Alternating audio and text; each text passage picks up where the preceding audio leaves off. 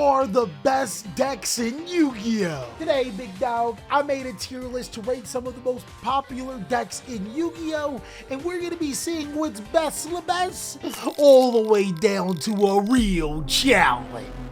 And if there's anything that I've learned from watching YCS Indianapolis, anything can happen. So if you think that I missed a particular deck, go ahead and let me know down below in the comment section, and I'll try my best to get to you and tell you what do I think. So without further ado, big dog, I think it's time to get this tier list started.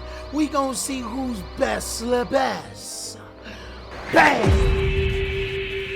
So these were some of the most popular strategies that I've seen over the course of the weekend, and a few strategies that almost got into that top 32 bracket. For reference, big dog, YCS Indianapolis was over 1,900 players, and if 90 more people entered, it would have been top 64, not top 32. I blame black people for not going to the event. I said it. I'm one of those black people. That's how I know. Today, I'll be ranking these decks on terms of strength and how powerful that I think they are going forward. I think it's best that we start off with Branded, a deck that everybody loves or hates. There's no different opinion about this deck. Unfortunately for Branded players, none of them topped that YCS Indy, and through my research, I couldn't find any of them that got into that 64 bracket either. I don't think that Branded is a bad Yu-Gi-Oh deck, but I would say that it takes a really good pilot. As you can see, Branded didn't get the results that Branded players were hoping for, but this deck has not had anything on the ban list that would prevent it from being as good as it once was. I wouldn't even say that the deck is necessarily power crept, but you do have to remember you can't use cards like SP Little Knight or Doomsday Sky Crisis Big whatever the card is. Bro, you know what I'm talking about, the XC junk that we summoning now. And I think that might be a little bit off-putting for Yu-Gi-Oh players because those cards are really powerful. Now, Branded did technically get an incarnation in Duelist Nexus. Chimera can not only use the Branded cards pretty good, it's also not a deck that's locked into specifically summoning fusion monsters to the side of the field. Also, Chimera did get more support in Baphomet, the King of Flying Mythical Beasts. It allows you to send a Fiend monster from the graveyard, and players have been getting all types of crazy with the card. Unfortunately, Chimera is another deck that didn't make that top 32 bracket, though I am seeing a little bit more signs of life with this deck. I would say can steal some W's. In modern Yu-Gi-Oh, it seems like your deck needs to be able to do more than just one type of mechanic from the extra deck, and Chimera seems to be that step forward for Branded players. Dark World, my boy. Welcome to the Dark World.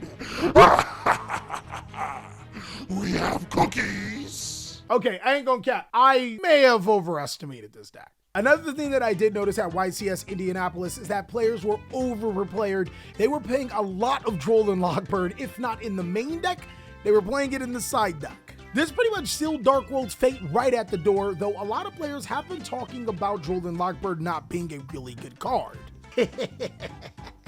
Putting it in the side deck is just one step away from not playing it at all. I would say Dark World does take a really good pilot. So many players just want to turn their brain off and try to hand loop the opponent and forget about the intricacies of this deck and the boards that it can make, as well as play through cards like Bestial's really easy, so you're definitely going to have to be able to have a brain to be able to master it. Now, Bestial Lubellion actually stands for something different than Dragon Link. This is actually standing for the new Bestial Horus deck that you guys may have seen on stream. It's actually really interesting. It's a deck that uses a combination of the Bestial monsters, the Horus monsters, and you won't believe it, Red Dragon Archie. Black Atlas here, the master of faster. I genuinely like this version of the Dragon deck. It's a little more synchro oriented, which gives it a little bit more options when it comes to summoning powerful monsters, and it takes full advantage of the Bestial cards, and it can also XC summon easily. I'm gonna put it in really good.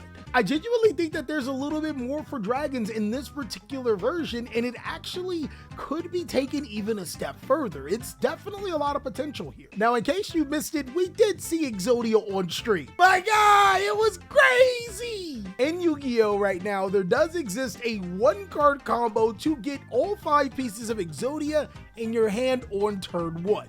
The Yu-Gi-Oh boomers hate this. Bro, what do I sound like, a board ad?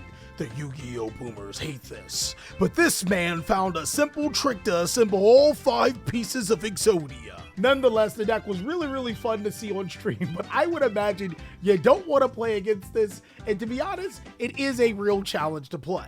Yes, this is a one-card FTK, but the problem with this is that you need to play so many bad cards inside of your deck and hope to God your opponent has nothing to stop you to accomplish it. Now, the Stepsisters actually did get a top at YCS Indianapolis, and to be honest, I was playing Stepsisters when Age of Overlord came out. I really want to put the Stepsisters at really good, but I think Can Steal Some W's is good enough. Ironically, Exo Sister might be the strongest deck to play Dimension Shifter, which is really good against a lot of the top Yu-Gi-Oh decks. Plus, my guys, if this Stepsister's in the house, I'm from Alabama immediately.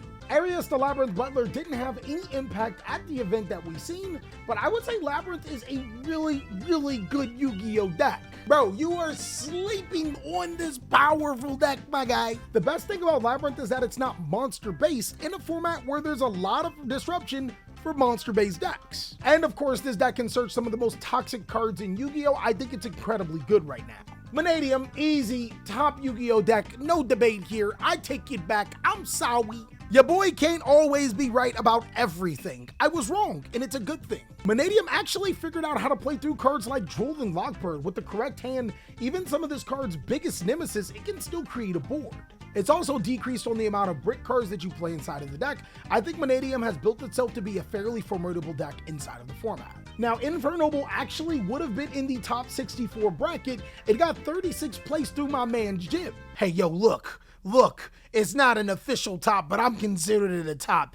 Jib, my mans, he the best player in the world. Just need a new haircut or something. That's gonna get him to the top. Yeah, if you know, you know. Infernoble actually did get another cool card to play in Angel Ring, but what makes Infernobles really good was actually being able to play SP Little Knight and Sky Crisis. God, that card's name suck. I would put Infernoble in the really good category. I think that it's a very powerful Yu-Gi-Oh deck, and kind of like Manadium, it actually is a deck built to be able to cover up its weaknesses and combo really well. There's really no debate about it. Purrely is one of the best decks in the Yu-Gi-Oh card game, second most represented deck at YCS, but the biggest thing is that it does have built-in protections against those monster targeting decks. First of all, I don't play a ton of monsters. Secondly, Purrely Straight Street is a really busted Yu-Gi-Oh card when you look at it. Ironically, Purrely does draw some strong resemblances to Labyrinth, and that's why I think Labyrinth is ridiculously powerful. Rika. Now, Rika is another deck that got into the top cut. Why? Well, because it can tribute your monsters for their effects. My biggest beef with this deck is that it actually requires a brain to pilot this deck, and even though it did top, I'm gonna put it in Can Steal Some W's. Look, first of all, I want to say I do not have a brain to pilot Rika. I tried it on Master Duel, it just don't work. I think one of the bigger problems that Rika players are going to have to go through is that when you look at Yu-Gi-Oh right now, Rika can easily take out one of the monsters that your opponent has, but they normally have a lot of monsters. This makes it a little bit tougher for Rika decks to be able to break those type of boards. I don't really expect to see a lot of Rika in the format, though it is a really good deck that can steal some W's easily. Mathmech is in here because I heard that Mathmech actually did some things at a regional. Mathmech is one of the few decks that can search almost any good Yu-Gi-Oh card simply by using Small World and not having to play any bad cards to compensate. It's also a deck that can easily OTK. It's really powerful. My biggest beef with it, Mathmech Circulars at 1. There's also players still playing DD Crow and the Bestial monsters to be able to combat this. I think that Mathmech with the right pilot can really do some damage, but outside of that, it's hard. Harder than me waking up at 8 in the morning. Rescue Ace, guys, hands down, the best deck in Yu-Gi-Oh right now. It's crazy how powerful this deck is. Rescue Ace is seemingly unbeatable right now because it got ultra consistent, and now it has ways to summon powerful monsters like Bro on the Floor and Borreload Savage Dragon, which makes it even more fearsome. Though it will be interesting to see what Rescue Ace does because now it has a huge target on its back, and players are going to be more prepared for this particular deck. Unchained feels like the redhead stepchild because it was the top deck for maybe 2 months. Its reign went way too quick. It's still a really good deck though. One of the biggest problems with Unchained is Abyss Dweller, but fortunately enough, I think Yu-Gi-Oh players are going to figure out a way to be able to stop that, maybe running more cards like Forbidden Chalice and Forbidden Droplets to be able to stop the Dweller, and Unchained may just take its reign back as one of the top decks if players start focusing more on Rescue Ace and less on the graveyard. Vanquish souls, my boys. Bro, this deck just keep on topping like Dairy Queen.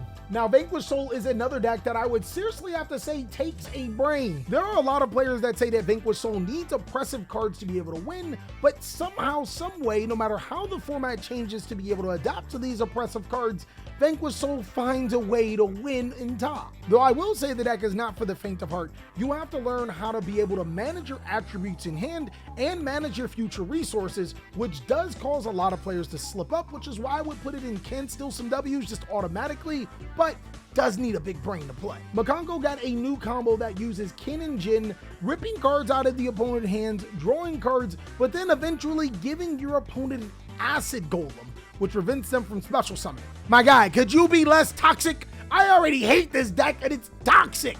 Mikanko is a Yu-Gi-Oh deck that I would say takes a good pilot. Fortunately enough, players are already playing answers to be able to get rid of the acid golem with cards like Forbidden Droplet, or just tributing it off. And Mikanko's main gimmick is easily thwarted in the games 2 and 3, unlike in Master Duel, where you don't know what you're playing. I still think that Phantom Knights is one of the more unfair decks in Yu-Gi-Oh! Granted, it isn't as powerful as we originally rated it, but it's still a fairly solid Yu-Gi-Oh! Deck. We actually do have records of one making day 2, so there is some potential with this deck being able to get into the top circuit. The new Horus cards not only complement the Phantom Knight cards, but the adventure cards for this deck. There's some serious potential for this deck to be able to be really good. All players have to do is stop focusing on the damn graveyard. Now, there are a couple of Sprite variants that did make YCS Indianapolis, Tri-Brigade Sprite, and the other one was Adventure Sprite. Basically, this means that Sprite ain't dead yet, and almost any variant of Sprite is pretty decent at the very worst. Sprite may just have benefited from players focusing on the graveyard and other players playing a ton of hand traps, which Sprite can take full advantage of, so I would be really wary of this deck though, but right now it seems like it's in a really good spot. Now, this Rocket Tracer stands for Pure Dragon Link, my boys. I would say we kinda down bad. What Dragons had the best right now was that mid-range capability and the ability to be able to grind better than any deck. But with the recent ban list, and on top of that, decks just being able to grind for a lot longer, Dragons is in a really interesting spot. Maybe takes a good pilot is a little bit too low, but I can't find a way to justify it to put it in a really good. Especially when we already see maybe even an evolution of Dragons using the Horus cards doing a little bit better than Dragons themselves. Unfortunately, I think players have figured out the trick. The jig is up, guys. Floowandereeze says it takes a good pilot deck. The thing about Floowandereeze is that it needs strategies to be monster dependent. And while decks like Unchained are, Purrely, Manadium, and Rescue Ace all have one thing in common: they have disruptions through their spell and trap cards. I wouldn't say that that's too much of a cause for concern though. Once players start playing less graveyard cards, that means graveyard decks become a lot better, which also means Floowandereeze in turn becomes a lot better because they're monster base. It's a little triangle. I would say that Sword Soul, we saw it on stream, 6-0, really good. It takes a good pilot. Sword Soul has a pretty decent matchup against Unchained. It has a terrible matchup against back row heavy decks. Basically what I'm saying, if a deck can utilize spells and trap cards, Sword Soul's job becomes incredibly harder. And right now we're at that point where monster decks can not only use their monsters to stop you, they have spells and trap cards too. Tearlaments was the third most represented deck with all of the graveyard reliancy in Yu-Gi-Oh! I would say that that makes it a really good Yu-Gi-Oh! Deck. Despite so many players focusing on this deck and how to beat it, it actually did carve off the third most tops at the event, and I gotta give it a kudos. I think that the deck is still pretty good. And that's all I got for the meta tier list post YCS Indianapolis. Big Dog, I want you to let me know, what do you think about this tier list? Also, of course, like I said, if you think that I forgot any other decks, go ahead and let me know too. I'll be sure to try to get to you guys and tell you what do I think about them, as long as you don't put, "But what about this deck?" Please kindly state why you think the deck is really good. Let's all have a discussion about it. As always, Big Dog, I hope you are having an amazing day. And if you weren't, don't let what happened at the beginning of your day ruin the rest of your day. Check out these videos for more amazing TheCaliEffect content.